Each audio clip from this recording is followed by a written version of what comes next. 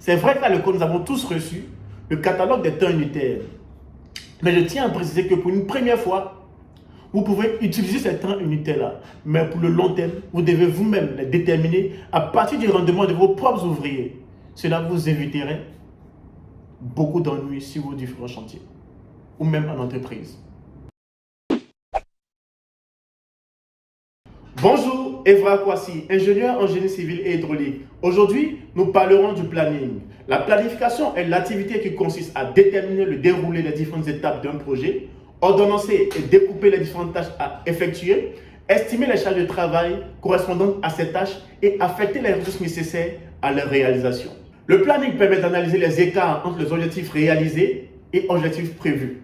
Il permet de pouvoir avoir de la visibilité sur l'état d'avancement du projet et en construire une communication claire, de savoir quelles sont les ressources qui sont affectées à ces tâches.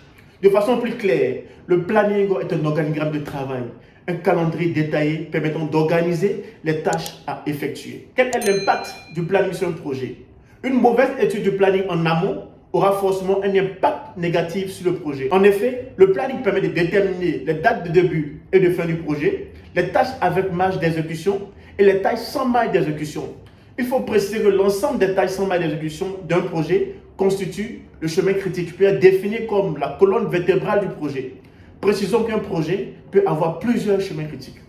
Par exemple, on peut dire que l'ouvrage ne sera pas livré à temps au maître d'ouvrage, autrement dit au client. Aussi, sauf cas de force majeure, pour une entreprise qui exécute les travaux, lorsque les délais ne sont pas respectés, elle perd en argent et en crédibilité. Elle perd de l'argent en ce sens qu'elle peut subir des pénalités financières, le personnel mobilisé dure plus longtemps sur le chantier, elle peut perdre en crédibilité en ce sens qu'elle apparaît comme une entreprise qui ne maîtrise pas son sujet, qui ne maîtrise pas les délais et qui n'est pas professionnelle. Quelles sont les données? Les paramètres à prendre en compte pour une meilleure planification. Nous négligeons souvent certains paramètres lors de la conception du planning qui ont le plus souvent des répercussions sur l'avancement des travaux. Retenez bien qu'un planning ne se dessine pas, mais s'élabore par des calculs. En effet, pour une conception optimale, il faut procéder comme suit. Le calcul du temps total prévisionnel, le calcul des effectifs de chaque équipe, l'équipe de coffrage, ferrage, bétonnage, ainsi de suite, le calcul du déficit sec matériel. Parlons du temps total prévisionnel. Ici, il faut savoir que c'est la durée totale qu'il faut pour réaliser tout le projet. Pour son calcul, vous devez disposer du devis quantitatif et du catalogue des temps unitaires. Je tiens à préciser que pour une première fois, vous pouvez utiliser ces temps unitaires, mais pour le long terme, vous devez vous-même les déterminer à partir du rendement de vos propres ouvriers. Après le calcul du temps total prévisionnel, nous passons au calcul de l'effectif par équipe nécessaire pour réaliser l'ouvrage dans un délai bien défini. Ici, les variables considérées sont le délai d'exécution, le nombre d'heures de travail par jour qui est généralement de 8 heures et la somme des crédits d'heures du corps d'État concerné. À ce niveau, je vous donne un conseil. Après avoir déterminé les effectifs, si à l'exécution vous devrez sous-traiter certains corps d'État, il faut rédiger un contrat avec ces sous-traitants-là tout en leur imposant le nombre d'ouvriers. À la suite, nous passons au calcul du déficit sec matériel. À ce sujet, de même que nous calculons le déficit sec matériaux, nous devons le faire pour le déficit sec matériel. Une négligence de cette partie va entraîner un retentissement sur l'avancement des travaux.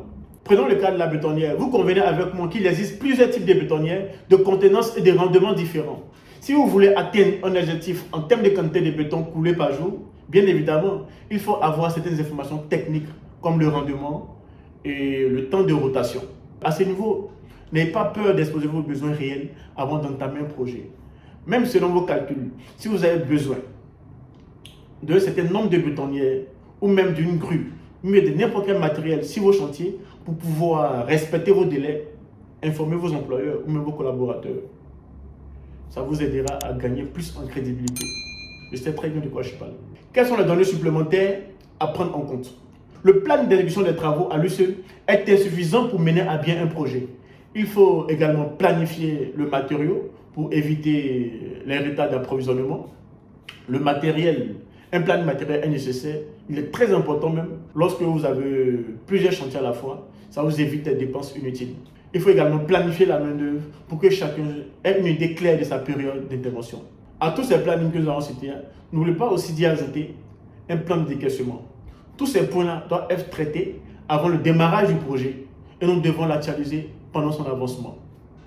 Après la conception du planning d'exécution, il faut partager celui-ci avec tous les intervenants et demander leur avis à propos. Pour conclure, nous pouvons dire que l'élaboration des plans d'exécution des travaux demeure à ce jour le moyen d'optimisation des ressources, des coûts et de la durée d'un projet. Il convient de mettre à profit les expériences et qualités de chacun, d'apprendre ses erreurs et de s'améliorer sans cesse. Merci de votre attention. N'hésitez pas à vous abonner et surtout à nous contacter si vous avez des préoccupations, si vous avez des sujets qui vous passionnent, qui vous intéressent. Vous pouvez les mentionner en commentaire ou même nous contacter en privé. Spécialement pour mes confrères, techniciens, architectes, ingénieurs, même des entrepreneurs, tous ceux qui exercent dans ce domaine-là. Si vous voulez une formation particulière en ce qui concerne le thème, le planning, vous pouvez m'écrire directement via le numéro WhatsApp qui figure sur la page. Je tiens à préciser que cette formation sera gratuite pour vous. Merci.